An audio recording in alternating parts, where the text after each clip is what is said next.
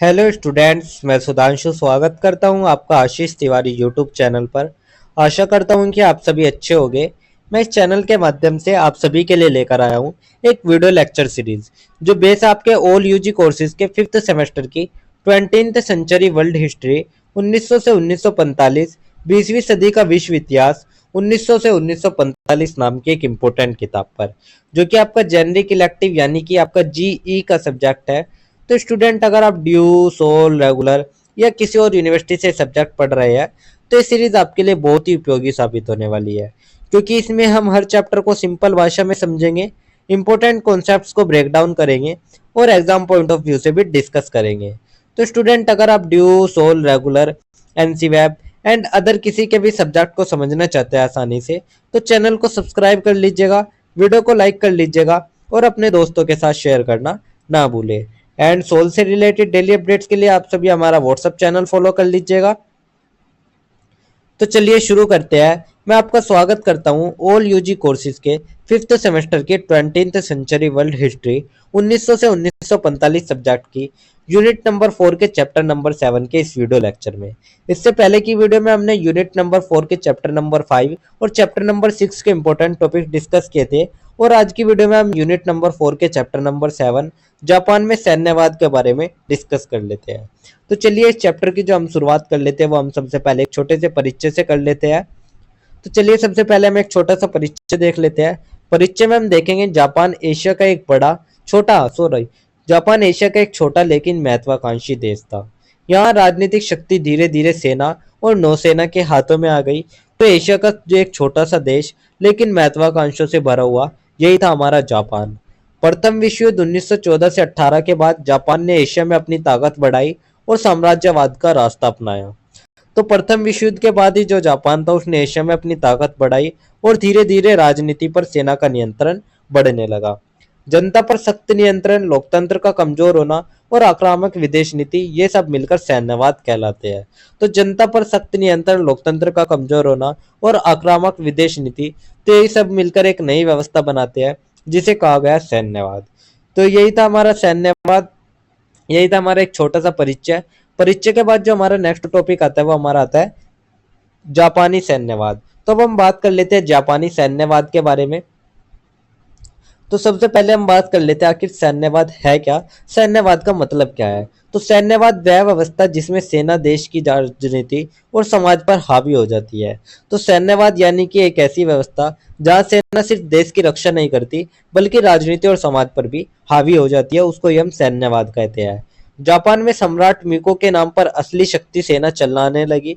तो जापान में जो सम्राट थे मीको, जिसे हम एम्परर भी कहते हैं, तो उनका नाम जरूर चलता था, लेकिन जो असली सत्ता थी वो सेना के हाथों में थी। शिक्षा, प्रेस और समाज, सब जगह सैन्य सोच फैलाई गई। लोगों को दिखाया गया, जापानियों को सिखाया गया कि उनका कर्तव्य है देश के लिए बलिदान करना। तो लोगों को सिखाया गया है कि उनका सबसे बड़ा कर्तव्य है देश के लिए बलिदान करना। तो यही था हमारा जापानी सैन्यवाद। इसके बाद जो हमारा नेक्स्ट टॉपिक आता है वो हमारा आता है सैन्यवाद का उदय। तो अब हम देख लेते हैं जो सैन्यवाद है आखिर उसका उदय किस तरीके से हुआ है। सैन्यवाद के उदय के बारे में बात कर लेते हैं। जापान ने आधुनिकीकरण के बाद एशिया में विस्तार करना शुरू किया। चीन और रूस से युद्ध 1894-1905 में जीत ने सेना का आत्मविश्वास बढ़ा दिया।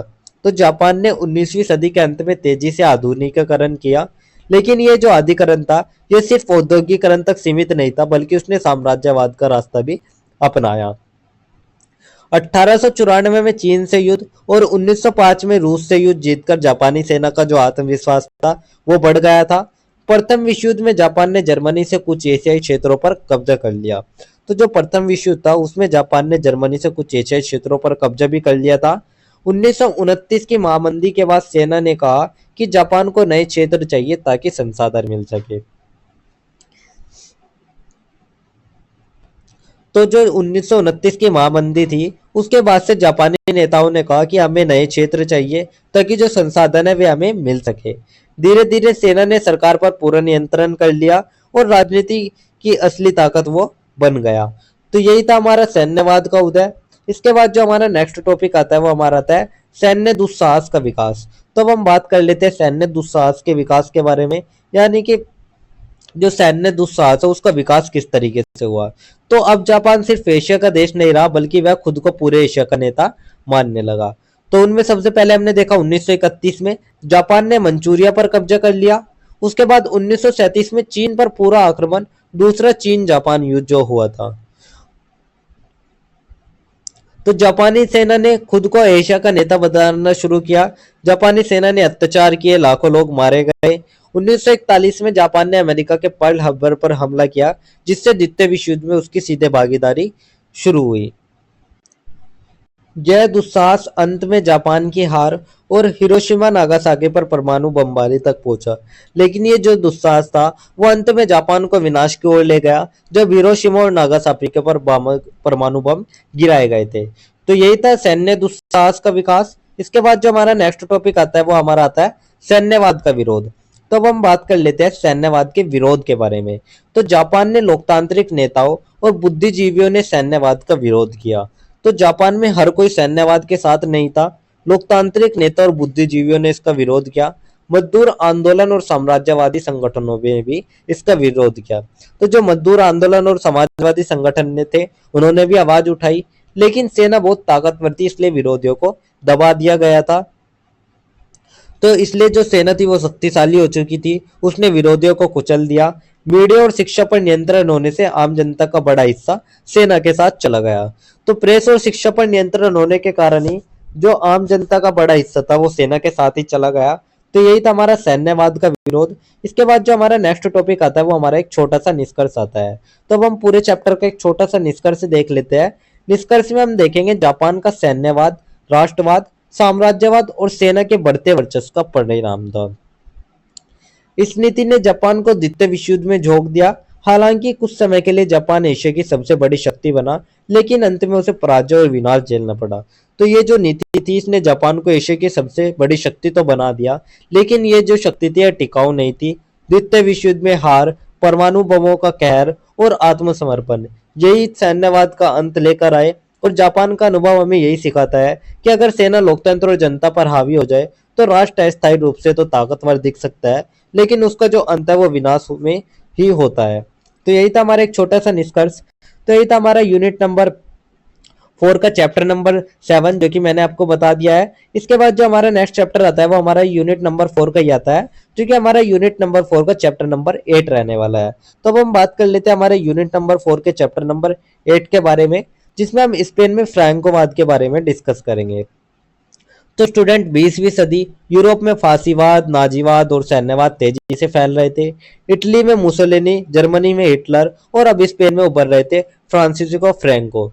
तो आज की इस कहानी में हम यही समझेंगे कि स्पेन में फ्रांकोवाद का उदय और उसके विचारधारा और उसका असर क्या रहा। तो चलिए इस चैप्टर की जो हम शुरुआत कर लेते हैं वो हम कर लेते हैं स्पेन में फ्रैंकोवाद से।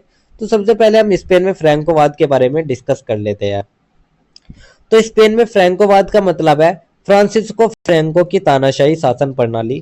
तो 1936 स्पेन में गृहयुद्ध छिड़ गया। एक तरफ थे रिपब्लिकन, समाजवादी, कम्युनिस्ट और मजदूर संगठन, दूसरी तरफ थे नेशनलिस्ट, फांसीवादी ताकतें, चर्च और सेना। तो जो तानाशाही शासन प्रणाली चली फ्रांसिस्को फ्रैंको की वो 1939 से 1975 तक चली। स्पेन में 1936 से 1939 का गृहयुद्ध हुआ, जिसमें रिपब्लिकन, समाजवादी, कम्युनिस्ट और मजदूर संगठन बनाम राष्ट्रवादी, फांसीवादी, कैथोलिक और सैन्य सेना सामने आई। गृहयुद्ध जीतकर फ्रैंको ने सत्ता हासिल ली और एक तानाशाही शासन स्थापित किया। तो ये जो भीषण युद्ध था इसमें लाखों लोग मारे गए थे और अंत में 1939 में एक नया तानाशाह सत्ता में आया, वो था हमारा फ्रांसिस्को फ्रैंको। तो फ्रांसिस्को फ्रैंको ने लगभग 40 साल तक स्पेन पर राज किया और यही राज व्यवस्था कहलाती है हमारी फ्रैंकोवाद। तो यही थी हमारी स्पेन में फ्रैंकोवाद। इसके बाद जो हमारा नेक्स्ट टॉपिक आता है वो हमारा आता है फ्रैंकोवाद को लेकर। तो हम देख लेते हैं फ्रैंकोवाद और फ्रैंकोवाद की विशेषताओं के बारे में। तो सबसे पहले हम समझ लेते हैं कि फ्रैंकोवाद क्या है। तो फ्रैंकोवाद केवल एक शासन नहीं था बल्कि एक राजनीतिक विचारधारा भी थी। इसकी कुछ खास बातें थी, यानी कि इसकी कुछ विशेषताएं थी, इसकी खासियत थी। सबसे पहला तानाशाही शासन, जनता की राजनीतिक स्वतंत्रता खत्म, पूरी तरीके से जो जनता की राजनीतिक स्वतंत्रता थी वो खत्म हो गई थी। चर्च और सेना का सहयोग, कैथोलिक धर्म को राष्ट्रीय पहचान से जोड़ा गया। तो जो कैथोलिक धर्म था उसको राष्ट्र की पहचान बना दिया गया। थर्ड, फ्रांसीसी वाद प्रभुत्व, मुसोलिनी और हिटलर से प्रेरणा। तो जैसे कि आप देख सकते हैं हमारे मुसोलिनी जी है, इन्होंने हिटलर से प्रेरणा, इस मुसोलिनी और हिटलर से गहरी प्रेरणा इसमें थी। विपक्ष का दमन था, कम्युनिस्ट और समाजवादी कार्यकर्ताओं को जेल या मृत्युदंड होता था। यानी कि जो भी कम्युनिस्ट या समाजवादी आवाज उठाता था उसे जेल या मौत मिलती थी। तो यही था हमारा फ्रैंकोवाद और फ्रैंकोवाद की विशेषताएं। तो स्टूडेंट कल्पना कीजिए आप स्पेन के एक नागरिक है, आपकी भाषा, आपके विचार, यहाँ तक कि आपका धर्म भी फ्रैंको की सत्ता के खिलाफ नहीं होना चाहिए, वरना कठोर सजा आपका इंतजार करती थी। तो यही था हमारा फ्रैंकोवाद। तो यही था हमारा फ्रैंकोवाद। इसके बाद जो हमारा नेक्स्ट टॉपिक आता है वो हमारा आता है फांसीवाद और अधिनायकवाद। तो अब हम बात कर लेते हैं फांसीवाद और अधिनायक के वाद के बारे में। तो फांसी फ्रैंकोवाद को समझने के लिए इसे फांसीवाद और नाजीवाद से जोड़कर देखना होगा। तो फांसीवाद मुसोलिनी और नाजीवाद हिटलर की तरह फ्रैंकोवाद भी एक तानाशाही व्यवस्था थी। तो मुसोलिनी ने इटली में राष्ट्रवाद और सेना को सर्वोपरि बनाया। हिटलर ने जर्मनी में नस्लीय श्रेष्ठता और यहूदियों के खिलाफ नफरत फैलाई। लेकिन जो फ्रैंको था उसने धर्म और राष्ट्रवाद पर जोर दिया। तो फर्क यही था कि फ्रैंको ने नस्लीय नफरत पर कम और राष्ट्रवाद धर्म पर ज्यादा जोर दिया। इसमें अधिनायकवाद दिखाता है, यानी जनता की कोई राजनीतिक स्वतंत्रता नहीं, केवल शासक की संता। यानी कि यहाँ हिटलर का जो नारा था वो था आर्य श्रेष्ठ है, वही फ्रैंको का नारा था एक राष्ट्र, एक धर्म, एक नेता, और यही उसे एक अधिनायकवादी शासक बनाता है। तो यही था हमारा फांसीवाद और अधिनायकवाद। इसके बाद जो हमारा नेक्स्ट टॉपिक आता है वो हमारा आता है स्पेन में राष्ट्रवाद। तो अब हम बात कर लेते हैं स्पेन में राष्ट्रवाद के बारे में। फ्रैंको ने स्पेन में राष्ट्रवाद को हथियार बनाया। तो जो फ्रैंको था उसने स्पेनिश राष्ट्रवाद को अपने शासन का हथियार बना लिया। उसका नारा था एक राष्ट्र, एक धर्म और एक नेता। क्षेत्रीय भाषाओं और संस्कृतियों पर रोक लगाई गई ताकि सबको स्पेनिश पहचान में डाला जा सके। तो स्पेन की अलग अलग भाषा और संस्कृतियों को दबा दिया गया, जैसे कि कैटालन और बास्क भाषाओं पर रोक लगा दी गई। केवल स्पेनिश पहचान को बढ़ावा दिया गया। कैथोलिक धर्म को राष्ट्रवाद के साथ जोड़कर विरोधियों को देशद्रोही घोषित किया गया। तो जो कैथोलिक चर्च था उसको राष्ट्रवाद से जोड़ा और विरोध करने वालों को देशद्रोही कहकर सजा दे दी गई। तो यही था हमारा स्पेन में राष्ट्रवाद। इसके बाद जो हमारा नेक्स्ट टॉपिक आता है वो हमारा एक छोटा सा निष्कर्ष आता है। तो अब हम पूरे चैप्टर को ओवरऑल एक निष्कर्ष से देख लेते हैं। निष्कर्ष में हम देखते हैं फ्रैंकोवाद ने स्पेन को लगभग 40 साल तक लोकतंत्र से वंचित रखा। तो लगभग 4 दशकों तक फ्रैंको ने स्पेन को लोकतंत्र से वंचित रखा। हाँ, उनके शासन ने आर्थिक स्थिरता लाई, लेकिन जो राजनीतिक स्वतंत्रता थी वो छीन ली गई थी। फ्रैंको की मृत्यु 1975 के बाद स्पेन ने फिर से लोकतांत्रिक संविधान अपनाया। तो 1975 में जब फ्रैंको की मृत्यु हुई तो उसके बाद से स्पेन ने फिर से लोकतंत्र की राह पकड़ी और एक नया संविधान बनाया। तो फ्रैंकोवाद का अंत हुआ, लेकिन इतिहास गवाह है कि तानाशाही कभी स्थायी नहीं होती। तो स्टूडेंट, यही थी कहानी है हमारी स्पेन में फ्रैंकोवाद की। तो क्या आपको लगता है कि अगर फ्रैंको ना होता तो स्पेन का इतिहास कुछ और होता? आप अपनी राय कमेंट सेक्शन में जरूर बताइएगा। तो यही था हमारा एक छोटा सा निष्कर्ष, जिसके साथ हमारा यूनिट नंबर 4 का चैप्टर नंबर 8 भी कंप्लीट होता है। साथ ही हमारी यूनिट नंबर 4 भी कंप्लीट होती है, क्योंकि यूनिट नंबर 4 में हमारे टोटल 5 ही चैप्टर थे। Chapter number 5, chapter number 6, chapter number 7 और चैप्टर नंबर 8। तो ये थी हमारी 4th यूनिट, जिसके इंपॉर्टेंट टॉपिक्स मैंने आपको शॉर्ट्स में एक्सप्लेन कर दिए है।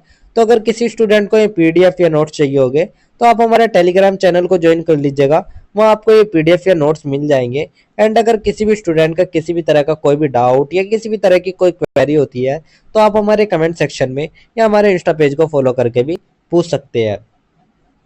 एंड डेली अपडेट्स के लिए आप सभी हमारा व्हाट्सअप चैनल फॉलो कर लीजिएगा। और अगर आपको ये लेक्चर उपयोगी लगा तो वीडियो को लाइक करें, चैनल को सब्सक्राइब करें और अगले अध्याय के लिए तैयार रहिएगा, जहां हम बात करेंगे हमारी लास्ट यूनिट, यूनिट नंबर 5 के बारे में। तो आप सभी का बहुत बहुत धन्यवाद। आपका दिन शुभ रहे।